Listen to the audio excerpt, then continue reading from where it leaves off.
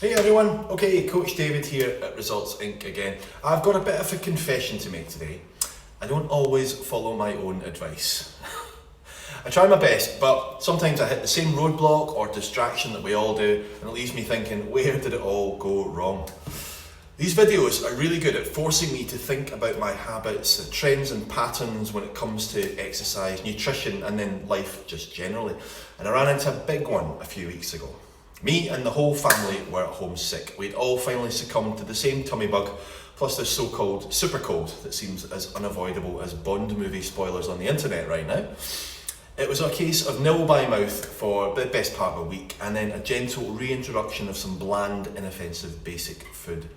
Now, in previous weeks to that, I've been making some really good progress on some healthy nutrition habits, and I was beginning to see some pretty positive changes. Then I dropped like 4 kilograms in 4 days, and not in a healthy way. So what happened when I began to feel like myself again? Well, this is the thing, I didn't go back into the habits that had been working for me. I indulged in the things I'd really missed while I was ill, and almost thought, well, I'm ahead of the curve, I'm ahead of the game, I can have a few treats. And where did that leave me? Well, 1 week later, I was right back where I'd started, and with probably a little bit of muscle loss to make up to. I doubt those 4 kilograms I lost were all 100% fat, unfortunately. Now, this was the crunch point. I could have gone either way at that point. I could either go option 1, get frustrated and end up saying, stuff it, continue on into the end of the year, indulging myself. Perhaps thinking, well, 2022 will be different. Or option 2, look back at the progress that I was making before being ill and say, okay, I did it before, I know I can do it again, so let's do this. So, be honest with yourself. Which choice do you think you'd likely take in that scenario?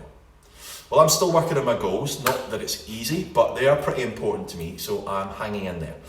There's an old adage in diet and nutrition circles, you've probably heard it before, is if you've got a flat tyre, would you stop and change the tyre, or go around and slash the other tyres on your car? Now in my case, the flat tyre was that 1 week way off plan regression, and slashing the other tyres, well, that would have been me carrying on in the same way without considering my goals or the reasons behind them. Your flat tyre might be a massive cooked breakfast one day. Okay, so that doesn't mean that you have to carry on like that because the day's a bust anyway. You've got the option of maybe skipping lunch, having a healthier dinner, boom, you're back in charge. Or let's say it's a really boozy weekend. So, okay, you sit down on Sunday night, you plan your nutrition for the coming week. You do that with a focus on whole foods and sensible portions, you're back behind the wheel. Slipping up once doesn't have to mean that everything you've done or were going to do has been for nothing.